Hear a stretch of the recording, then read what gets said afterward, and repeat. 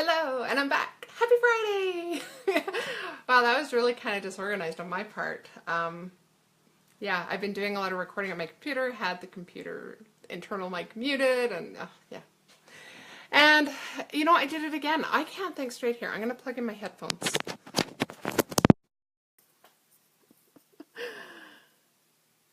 Okay, do we have sound that you can actually hear and not sound like I'm in a tin can? I'm just going to stand here and wait a minute. I see some people. So sound on the new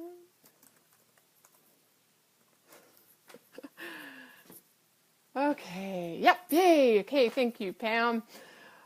All right, I'm just, wow, like talk about feeling scattered. On the one hand, I really enjoyed doing the demo using my computer and all that the last time. But it really does, it seems to fluster me. I seem to get so confused. Doing this on my phone is really, really simple. So obviously I need to practice that. See how I didn't say, so I don't do that anymore. I need to practice that and I'll get better at it. It's all good. Okay, so happy Friday. It's heading into the weekend. I have a nice long evening ahead of me. My daughter is off at a friend's till like 10 o'clock tonight. Doesn't mean I got to go pick her up at 10 o'clock tonight, but I have many, many hours ahead of me, which is lovely. So today, what I'm actually going to talk about, so that little one that I did there, hopefully I kind of did it fast. I know it was a little chaotic, but hopefully you got the whole gist behind it there, where you can change who it's posting by, and then that causes less confusion. So for my real live now, topic is social media platforms. And the reason, no, it's a good reason. It's a good topic, right? That's the reason. But I had actually mentioned to Dana, DM Miller, that I was doing an article on this quite a while ago that I never got finished. And I am still working on the full-blown article. I have no idea of a timeline on that. I've got so many different things I'm creating right now. But it is an important topic. So I thought, well, you know what? I've got my notes and I could easily do a little video on this to kind of cover those bases, even if it's sort of briefly for you guys. So the ones that I'm going to just touch on, we're going to touch on Facebook, Twitter, Instagram, LinkedIn, Snapchat, and Pinterest. Totally not diving deep on this. There's not a ton to say about them. But I know a big question has been, where should we be, right? Which social media platforms should we actually be on? And quite often the answer is it really depends on your audience. Where is your audience hanging out? For some of us, we don't even know that necessarily, right? We've got an idea of who our audience is maybe. But because some people are not particularly familiar with all of these platforms, it doesn't really help to say, well, wherever they're hanging out, well, that's great. Who uses Snapchat, right? So that's the whole point here. So it's a lot of kind of stat information. I apologize. I am going to have to keep looking at my computer to get it right. But basically, starting with Facebook, okay, it is the biggest social media platform out there. It has 1.15 billion active users. So that's not even how many accounts they have. So there is no question, and this is why I refer to Facebook so much, and why I constantly say you should start with Facebook. Everybody should have a presence on Facebook. I know that it's not totally awesome. I know that there's parts of Facebook that we all totally dislike and that don't work and that just get on our nerves the whole bit. I totally get that. But at the end of the day, when you've got 1.15 billion active users, the one thing I can guarantee you is that every single demographic out there is covered on Facebook to some extent.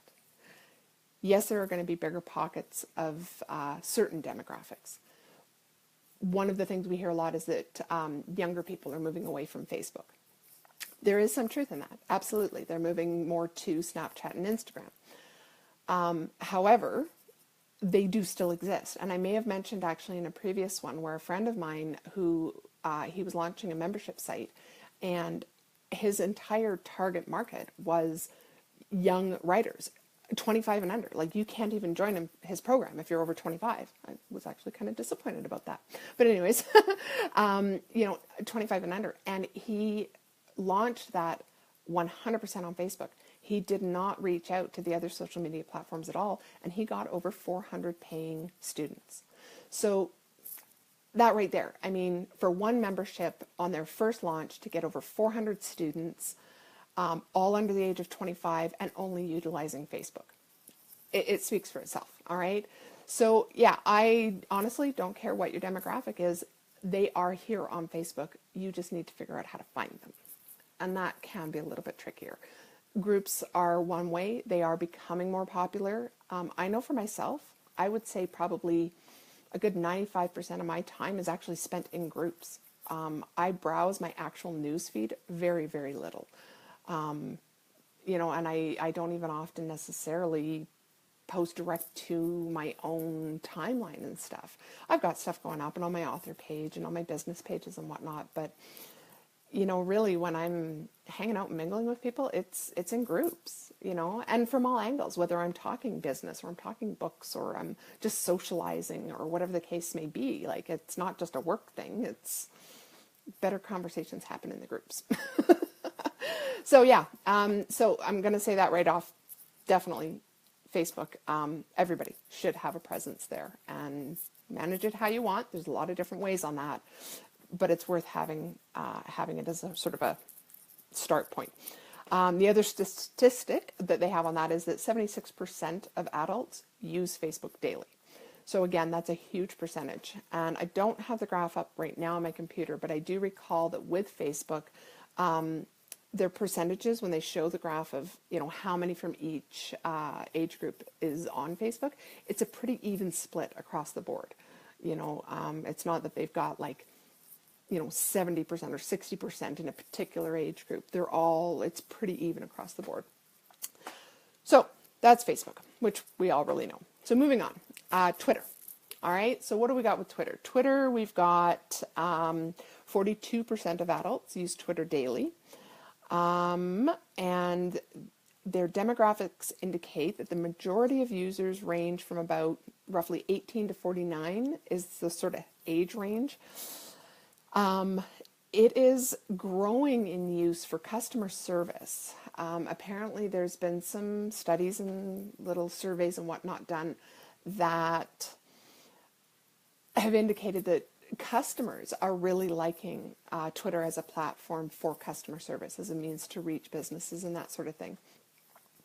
I don't know, maybe it's not my first go-to for that sort of thing, but apparently it's gaining popularity. So how can we relate that back? Does that relate to authors? Yeah, you know what, I think it kind of does, because if that is the trend of customer service for businesses is happening more in Twitter, then it stands to reason that if people are looking for almost more of that FAQ style stuff, right, that Twitter might be a good place for doing those types of things. So relating it to books, we can, I don't know how many of you've got it, but there's, even on mine, I've got an FAQ section somewhere in my website. And I've seen a lot of authors with that, right? Especially the bigger ones. I've noticed they really do, especially when they're starting to, answer questions. How do I get a signed copy? Well, I would love to answer that by any channel. So, but, things like that. I could see Twitter being really useful for those types of interactions. Okay, and there is more emphasis on businesses. Now, I know a lot of authors that use Twitter. I use it. It's actually got one of my biggest, of all my platforms, it's got the biggest following on it. I feel even with Twitter that there's, where are you hanging out is what's relevant, right? So much like with Facebook, you've got your groups. Twitter, you've got your hashtags. That's the really big thing in Twitter. So if you're using the hashtags, and you've got to be selective in Twitter because of the limited character counts, right? So you don't want to overdo the hashtags, but if you're using a couple of really effective ones, you can really get involved with some different sort of niche areas of community in Twitter. There's a lot of places and book clubs and different things like that that are actually creating sort of live chat stream type things by using hashtags. You know, and again, I'm sorry I didn't write what they are down. I'll see if I'd promise to dig it up and give it to you, but I'll probably forget. So remind me and I'll try and give you some of those hashtags. But there are ones where it's like Discussion Tuesday or, you know, different things like that. Monday Blogs is one that I know I use. It's not so much a conversation one, but it's a sharing hashtag. And every blog post that you share, so you're sharing a link to an article on your blog, you put in that hashtag of Monday Blogs, and it gets retweeted out, both by the actual account itself, and thanks, Mom, and also by other people that are jumping in there, right? So it's not like a huge thing where everybody's going to retweet your tweet. But basically, you know, as people jump in there, whatever they're seeing in that span of time, they're going to kick it out, right? So it's useful. I've gotten quite a few retweets out of doing that. So end of the day, the audience on Twitter, you've got a pretty broad range. It's kind of indicating that the older generations aren't using it as much. But I do think it's got value, especially as a secondary platform. It's also one that's very easy to set up with automation and scheduling, and it's not quite as obvious. Okay, and I'm not talking about using automated retweets. That's a little more obvious, but when you're using like Buffer and you're scheduling to Twitter, it's not a big red flag of, hey, you scheduled these posts. And so it makes it a little easier to have a higher volume and more consistency by being able to schedule that out through Twitter. And I find that useful.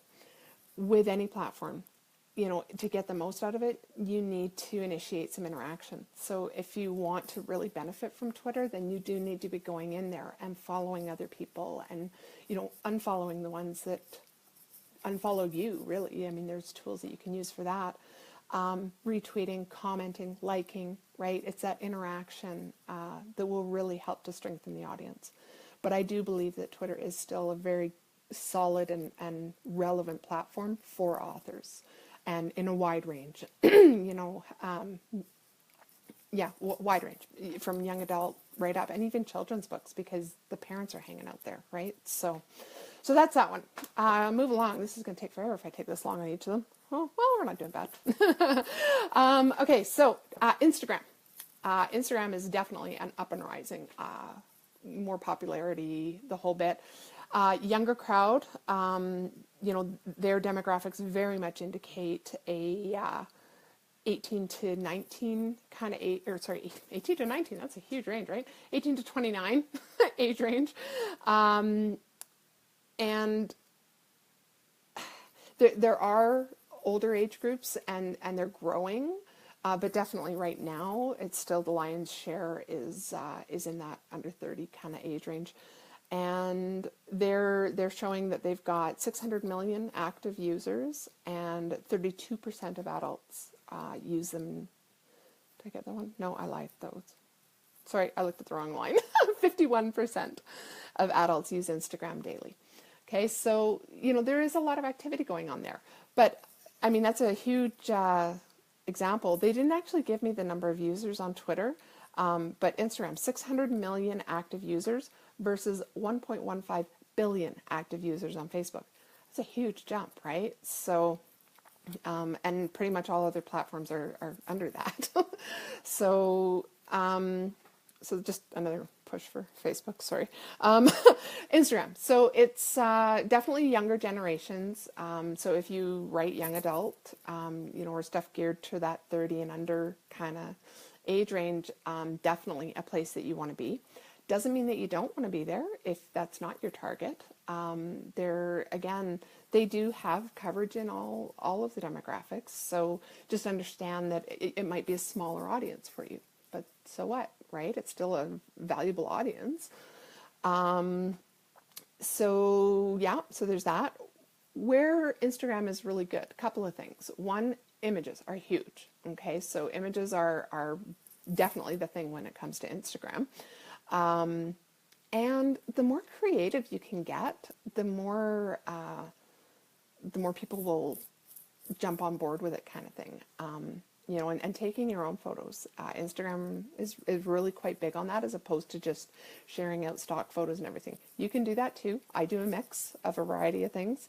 But yeah, definitely, you know, if you have any interest in to photography on any level, just as a hobby or anything, taking pictures, pretty pictures of book arrangements, stuff like that, they're really popular on there. The other thing that's really awesome with Instagram is their hashtags. They took hashtags to a whole new level from Twitter. And you can actually put up to 30 hashtags on any given Instagram post. Now, Instagram does actually have a character count, but it's like 2,200 or something like that. So you got lots of room to be typing stuff in there as well as adding the hashtags. There's two different styles of working with the hashtags. You can put it right into the main text portion of your post when you're first putting it up, or you can put it into the comments, which creates a little bit of a cleaner look. You know, when people click on it, they have to expand the comments to see all those hashtags, that sort of thing. I honestly don't think it really makes a massive difference on the impact as far as, you know, getting followers and people to interact and that sort of thing. One of the things it does do, though, is that it shows up as a comment, right? So nobody wants to be the first person to comment. So when they see there's a comment, even if it ends up only being your own hashtags, it's still showing as a comment, right? So there is that as a benefit to it. But definitely use those hashtags. Do you have to go 30? No, not necessarily. But pick the ones that are relevant and look for ones. You want to find that balance between ones that are really popular, that are used a lot, and ones that have a little bit lower popularity to them, but they're still fairly commonly used, right? The reason being is that obviously the more popular ones, they have a much bigger impact as reach and whatnot. But the problem with them is it's much harder to get into the top posts.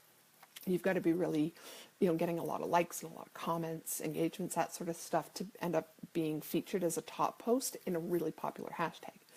Whereas when you go for one that's, you know, still active, but it's not like massively popular, then it's easier to get into those top posts, okay? And then also applying a common hashtag, or sorry, not common, a custom hashtag, so that if anybody clicks on, you know, hashtag Tanya Jones, then they're going to get all my posts. Yeah, they can go to my account too, but, you know, I don't know, if they come across my name somewhere else, if all my posts have that hashtag on it, then they're going to quickly see that. All right, so yeah, so really big for the hashtag use, and that will make a massive difference on growing your following with Instagram. I noticed a massive difference when you know, I started posting and I wasn't really using any hashtags, and then I started putting in more and more and getting more specific with them, like really starting to look at which ones I was using. And I noticed a major difference in the amount of interactions that I get and my following just growing organically like that. So definitely worth tapping into that. Excuse me, I've been having this throat issue all day. The one downside with Instagram that really drives me nuts is that nothing links other than hashtags or usernames.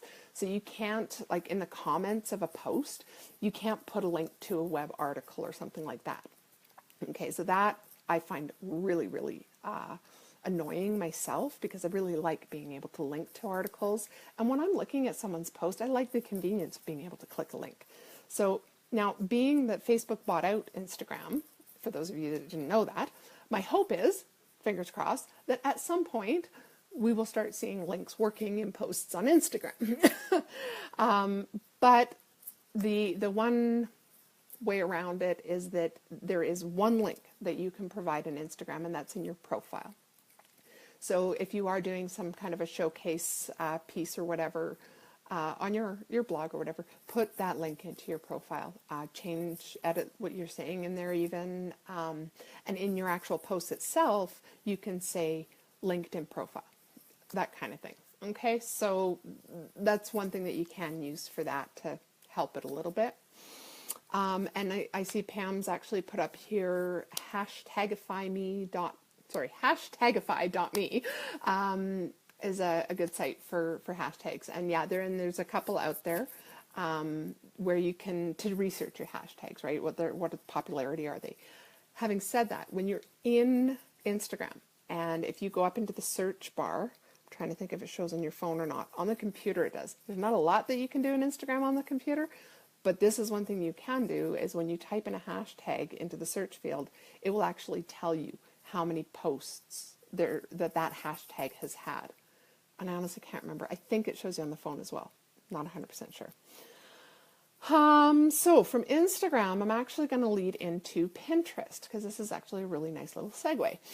Pinterest is in many ways quite similar to Instagram, which reminds me, Instagram recently brought out a new feature where you can create, what did they call it? I think they called it categories, to be honest. Can't remember. Anyways, they're kind of copying Pinterest a little bit on that one, where now in Instagram you can actually create these little groupings of like saving a post to a particular categorization or something along those lines. Right? Which is, of course, what Pinterest is really great for, is having your boards. So in Pinterest, you've got your boards that you can set up as many as you want, save pins to it. And again, when you're using their categorization system, then you're able to sort of tap into that community a bit, and they'll give you suggestions that are relevant, and then they'll suggest your stuff to other people that are relevant in that category and that sort of thing. So with Pinterest, what are we looking at here? We are looking at only 25% of adults use Pinterest daily. So it's certainly not a big player as far as, I mean, Twitter, Instagram, and Facebook are definitely your three top ones. But what's interesting with Pinterest is that the age range is that sort of 18 to 49 again. And that far more women use Pinterest than men. So that's kind of good from a demographic perspective, that if you're looking to, be more specific on that, Pinterest is a good place to be. I have heard a lot of people mention that it's really good for housewives, right? So if the stay-at-home moms or, I don't know, I don't even know how to describe them, but women who are at home, whether they're working or not, Pinterest is a really great place to connect with them. And of course, another thing that Pinterest is really big for is the do-it-yourself posts, right? Recipes and building things and gardening and that sort of stuff. But again, take the time to browse their categories because they've got a ton, and they do have stuff covering a wide range of topics. So Pinterest is pretty good. It's very visual. It's very much about the pictures, again, same as Instagram. But the benefit with Pinterest is that you can link. So it's nice if you are tying into an article or something like that, that you can actually include that link, and then people can dive on deeper and see more, right? I don't use Pinterest a lot. I don't have a lot of followers on there. It's not one that I've ever really embraced. But I have heard some really good things about it, and I know people that swear by it. They absolutely love it. It's definitely their go-to. So I would say if you're looking more for women in that sort of middle age range type of thing, and especially if linking out to something is important for you, then there's value to that. I don't think I actually have much more to say on Pinterest. It kind of covers it. So we got two left, Snapchat and LinkedIn. Yeah. I don't like Snapchat, just gonna say. They got some cool filters. I will give them that. And I've taken a few selfies actually that I went, oh, wow, I don't look like I got gray hair and I'm ancient. So that's kind of fun, but honestly, it's just not a platform that I personally have really been able to get into. It's definitely geared towards a younger audience, and in particularly under 18. You know, you've got a ton. I know that they've got news outlets and magazines and whatnot that are running stories on there and doing that sort of thing. And again, this is where, you know, Instagram is not particularly innovative, because they keep stealing ideas from the other ones. But Instagram ended up introducing stories as well, which is one of the things that Snapchat was it was their thing. But there's a lot of speculation on the future of Snapchat as well. So now, this actually, just to digress for a second here, I'll try to keep it short.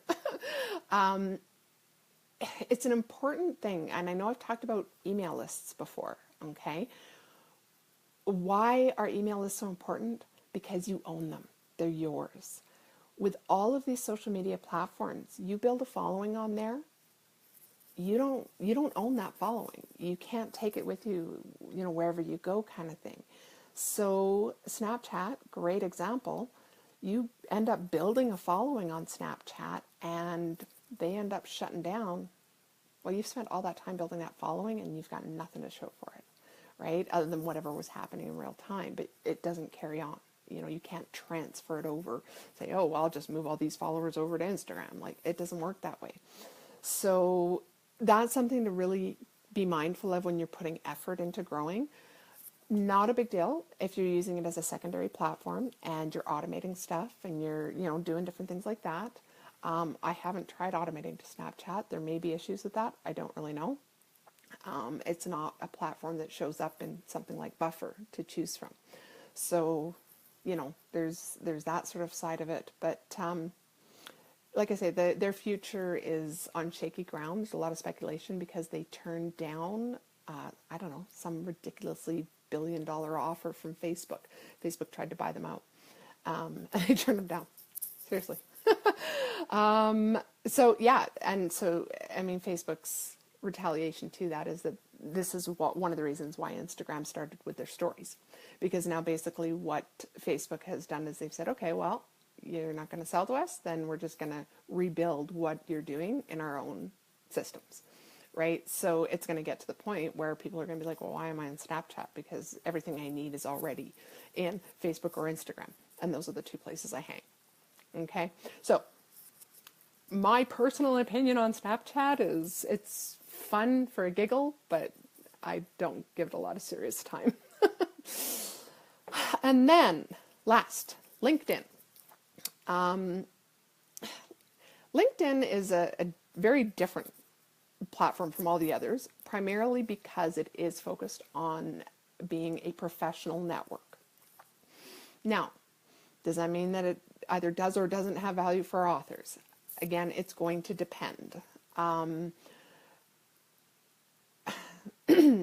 So in particular, if you write nonfiction, my computer just died. Look at that, hey? Okay, so I managed to make sure my phone was plugged in and had juice, but my computer didn't. But that's okay, I'm on the last one. Problem is, I can't give you the stats. One I did see was it was 467 million active users, I believe was the last note that I saw before my screen went black. So, you know, it's still up there. It's got a lot of users. It is focused on the professional network. I can't remember the age range now. I think it was pretty much the same as Twitter, though, with that 18 to 49. Kind of a category there. But yeah, so if you are a nonfiction writer, there can be a lot of value in LinkedIn, you know, depending on the topics, right? Because you're looking for the right audience. So, you know, if professional people, and I say professional, it's business owners, entrepreneurs, people that are in management that are looking to do that sort of business to business type networking, that really is what the strength of LinkedIn is. It doesn't mean, again, that there's no place for fiction. You know, there's lots of people from all different walks of life that read fiction, right? It just becomes a question of where do you focus a lot of your attention, and especially if you start getting into paid stuff, right? Where are you going to get the biggest return? LinkedIn, I would say, is probably not top priority for entertainment level fiction. They do have quite a few authored groups in there. I don't personally find them to be quite as good as the Facebook author groups. You know, we get a lot more conversation and interaction and great advice happening in the Facebook ones, especially the ones that have really made that effort to be quality groups, right? On LinkedIn, I have found far more of the groups end up into these pissing matches. Like, I mean, I it's good for a chuckle too, but yeah, some of the conversations that end up in some of those groups, it's just like, okay, really, people, do you have nothing better to do? So yeah, I don't know. I am on LinkedIn. I've got, I don't know, somewhere over 400 connections, I think. Nothing massive. I don't really get a lot out of it. I automate to it. So pretty much everything that I post anywhere just automatically goes to LinkedIn, right? It's not one that I personally focus on a lot. I will be ramping that up though, considering my Panoptic Foundations training stuff. Kind of thinking that's actually a huge part of my target market. I probably should be there. Yeah, so like I say, from a fiction perspective, nothing wrong with posting it there. It's not a bad thing to do. Not necessarily something I would worry about putting a huge emphasis on, especially in the early days. There's better places for you to be to get more out of it. So I think that kind of covers it. I don't think there's really much more to say on them. There's benefit behind all of them. And I guess the only other thing I would say as far as picking which ones should you be on, also look at it from an angle of what is natural for you, right? So while your audience is really important and you do want to definitely be where the lion's share of your audience likely is, your audience is going to be, at least to some degree, in pretty much all of them. So if you're particularly, oh, thanks, Mom. If you're particularly fond of one particular platform, even if it's maybe not the best platform for you, or for your audience, rather, if you love it and you enjoy being there, it's a good place for you to be because you're going to be more consistent. You know, you're more familiar with it. You're going to engage more. You're going to get more social, right? Like that's the whole point behind all of this, is that you're looking to be social and build relationships. The secondary sort of automated approach has value. It all works together and comes together to create this bigger picture. But for your quality audiences, for where you're really trying to connect and build loyalty, you want to put most of your focus on the ones where you hang out and that people can get to know you. As you start to gain a following in different areas, those people are going to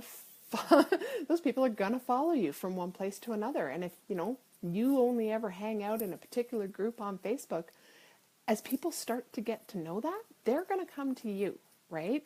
I'm not saying sit back and wait for that to happen. All right, but it is something that will happen over time.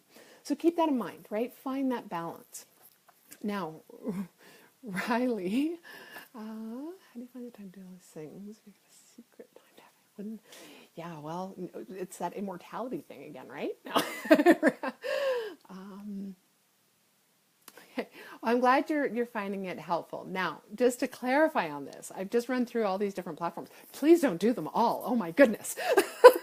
Like, holy lightning. No.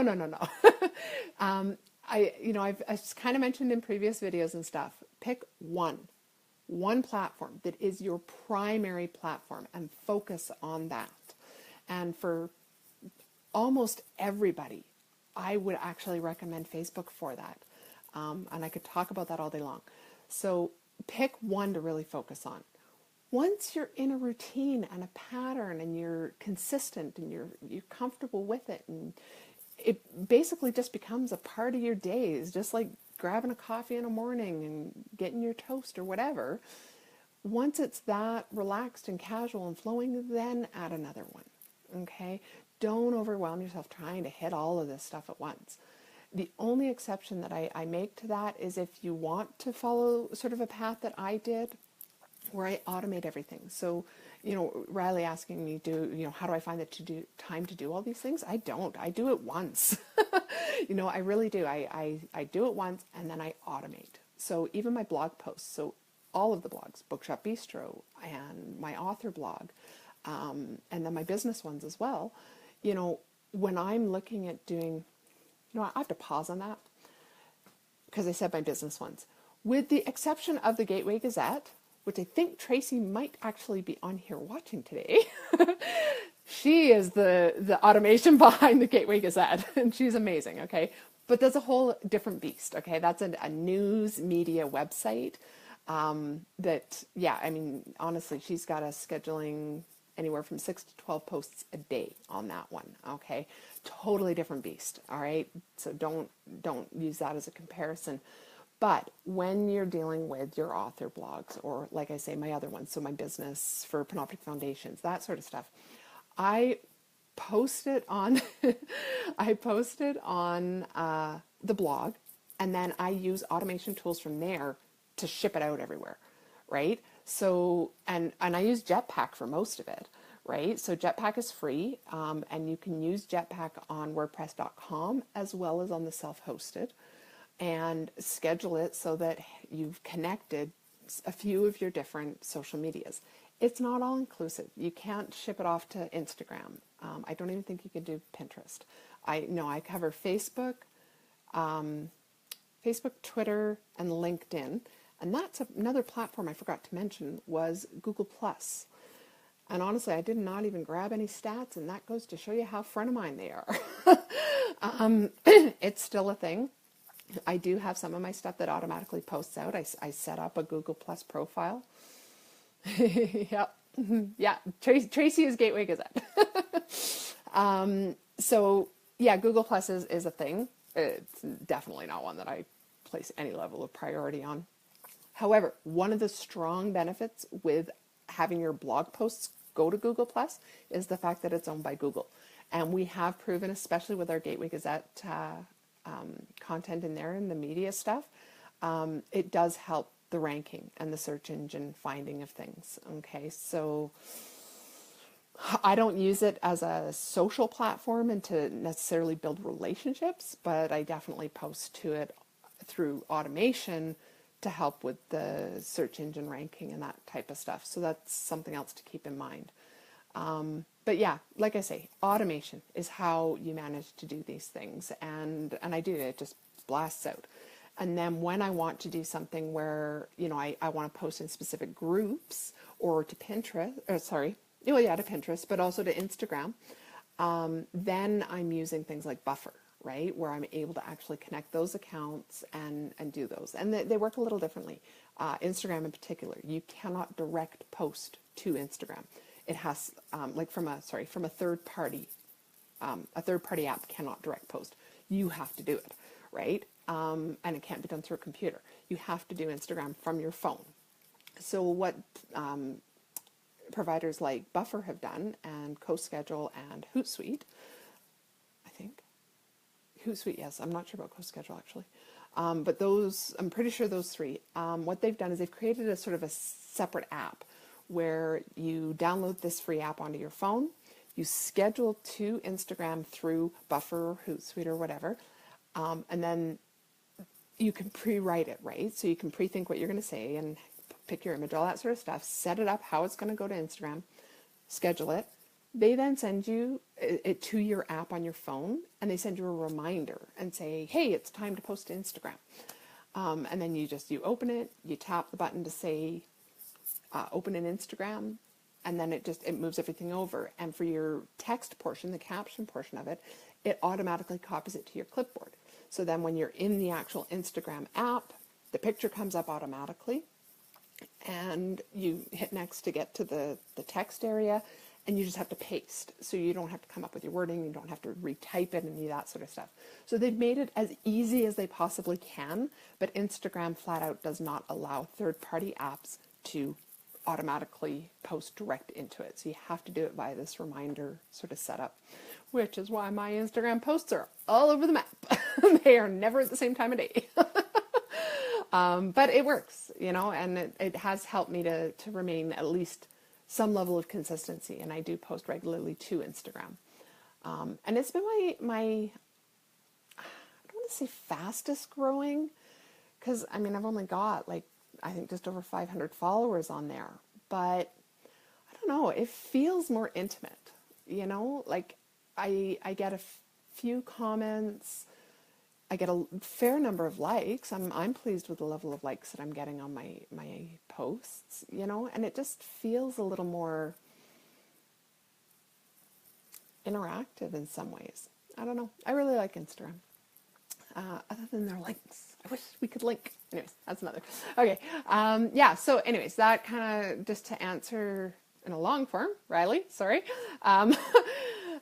Yeah, don't try and do it all, and don't let it eat up so much time. Like I know that that's a huge problem that a lot of people run into, and no, just drill it down and use the tools, you know, and free tools, like start free. I start everything for free. There are things that I do pay for now, and there's definite value in some of the paid products. But you need to get there, right? Like you need to actually test some of this stuff out and get familiar with them and used to using them before you start trying to put out money on this, that, or the other. It just ends up being a waste of money, right? So yeah, start with the free ones. I typically recommend starting with Buffer. You can have 3 social media accounts connected on Buffer. Only 1 per type though. So that's a point to keep in mind that like if you have your Facebook personal profile and a Facebook page, you can't connect them both on the same free account in Buffer. You can on their paid version, and I'm actually on their $10 a month plan, so I haven't gone anything wild and crazy. Not when you can have up to 10 accounts and whatever, right? But even so, I mean, you can connect your Facebook page, your Twitter account, and your Instagram account, right? If those are your 3 focuses, and then all you really need to do is then schedule out, and you can do that. We talked a bit about this in other ones where you block, create, block, schedule, sit down, go, and Riley, too, all of your old content,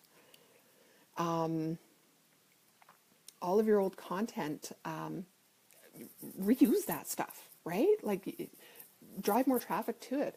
Use something like Buffer to schedule out, or Hootsuite to schedule out reposting those for way down the road, and breathe some new life into them, right? Absolutely.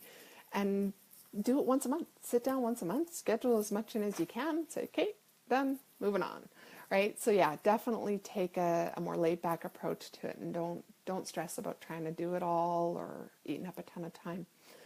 Hi, Chris. I didn't know you were here. Automate Plus is useful and free, and Social Juice Box is useful but not free. Okay.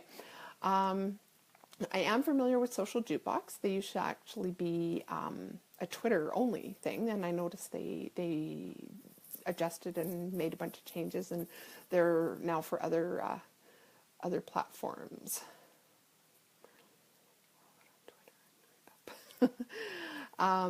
Right, so I did use when they were Twitter Jukebox, or whatever the heck they called it back then. I used them for a while, and back then they did actually have a free plan, but you're right, I don't believe they even have I don't think they have a free plan at all now. I can't really speak a lot to it. At the time, they were new, so I got to cut them some slack on that one, that they were a newer platform, and yes, they had bugs, and I'm an early adopter. I like jumping in early on things, but there was just a few too many things that didn't work for me with them, so that's why I didn't stick with them. The other one I'm not familiar with. I like that. I'm going to have to Automate Plus. I'm going to have a look at that one. Especially free. Cool. Thank you for sharing that, Chris. Yeah, I'll have a look and see what that one's all about. Not heard of it. And nice. Also thrilled to see that your blog posts are permanently scheduled and roll. You know, that's exactly it. You don't want to waste that content. You guys spend so much time creating amazing content. And Riley, I'm sorry to pick on you because I just know you're here, but you have so much awesome content in your blog. Like seriously, whether it's short stories or reviews or interviews, you have a ton in there. Reuse that stuff. Get it out there again. Get a scheduler going and fill up your Twitters and, you know, whatever have you kind of thing. It's definitely a way to breathe life back into it. So highly recommend those. So there we go, you guys. Again, my computer died and I didn't look at my watch, so I have no idea how long I've been yammering on here, but probably longer than I should. I think we've already come to that conclusion. I was telling Dana, actually, in another post that, yeah, my videos are too long, and I know that. I'm sorry, but whatever. I'm getting better. And it's Friday, so happy Friday, everyone. Happy weekend. Now, let me see if I can get this right.